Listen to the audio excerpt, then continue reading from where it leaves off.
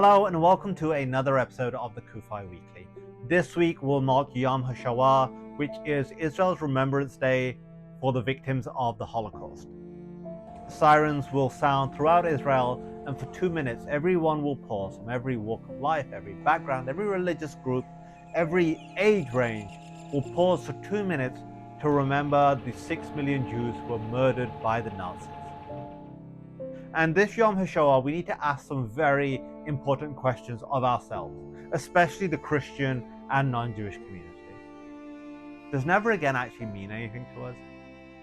We may pause and ponder, we may talk about the Holocaust, we may pause to remember those murdered, but if we're not doing anything to fight this evil, which is once again finding a new voice in our country, this Jew hatred, does it really matter?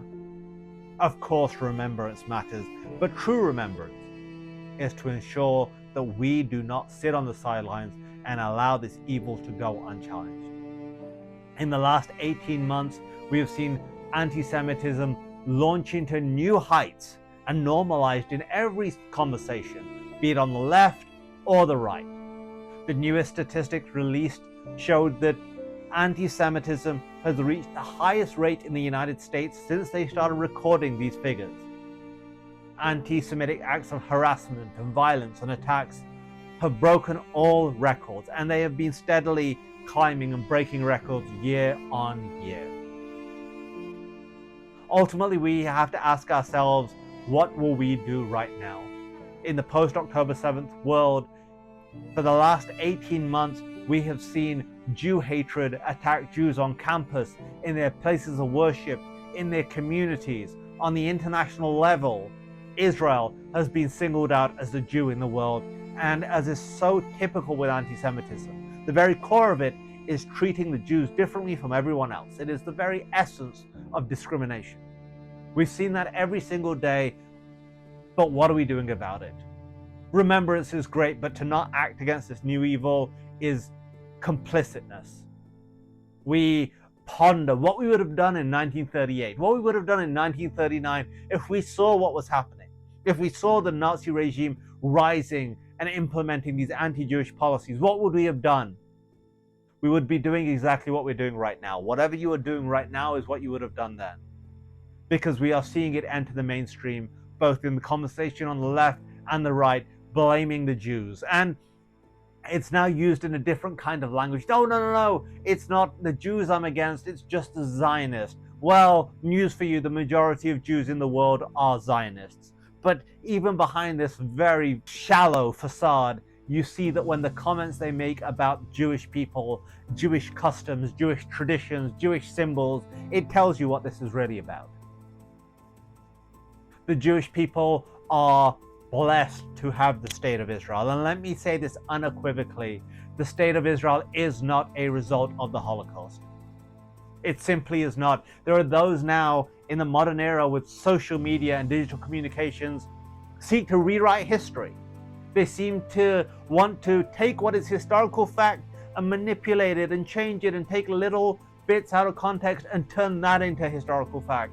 It simply isn't true. Israel is not a result of the Holocaust. Israel is the yearning of the Jewish people for thousands of years to return home, a return to Zion, Zionism.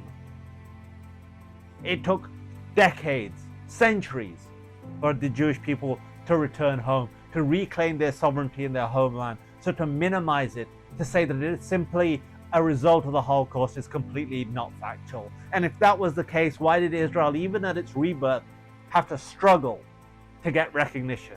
It had to fight off enemies for its survival. But us, the non-Jewish world, we need to act. Our actions must speak louder than words. We must be reaching out to our Jewish communities, making sure they know they are not alone. We must make sure that we are standing by Israel, which is being condemned for defending itself against terrorism. It is not Israel that started a war on October 7th, it was Hamas. It's Hamas that has used Gaza as a launching pad for terrorism for decades. It's a double standard. It's hypocrisy and it's bigotry. But right here we are dealing with this evil. It's not just Israel who is dealing with anti-Semitism and the hatred of its neighbors. Right here in the United States, our Jewish community is under threat. be it on the college campus or in their places of worship. And this is why we can't remain silent. The Jewish people in America are integral to America, like every other community. And if they are being singled out, if they are being marginalized, if they are being attacked, it is unacceptable. That's why it's essential that the Jewish community, be it right here in the United States, be it in Canada, be it in Israel, or wherever, know that they are not alone. And that our promise on Yom HaShoah is never again, ever. We won't say it hollowly, we won't just say it as a phrase, we say it and we commit to it, and we commit to being the difference. We will not be the people in 1939 who were silent and complicit and Jews were attacked, and the words which were being spoken by Der Stürmer and other Nazi publications became actions and eventually murder. We're not going to stand by. We're not going to sit on the sidelines. We are going to act, and we must act. I invite you to join Christians United for Israel in Washington, D.C. at the end of June for the CUFI Washington, D.C. Summit. This is our 20th year, and there has been no more desperate a time that we need to make sure our voice is heard throughout the world, that the Jewish community know that they are not alone, that they are welcome and link arms with us as we fight Jew hatred. To every single anti-Semite in the United States knows that the Jewish people are not alone, that Israel is not alone. So I invite every single one of you to stand with us, join us for those few days to make a difference. Make sure that from the halls of Congress to the United Nations or wherever, they know that America, the American people, and the Christians of America have not abandoned their Jewish brothers and sisters, have not abandoned Israel. We stand with them stronger and more resolute than ever. This is Kasim for the CUFI Weekly. For Zion's sake, do not remain silent. Thanks for checking out this episode. Be sure to like and subscribe so you get a notification every time a new episode hits. And if you want to check out some of our previous episodes, and we've got some really good ones, click on one of the thumbnails and that will take you right there.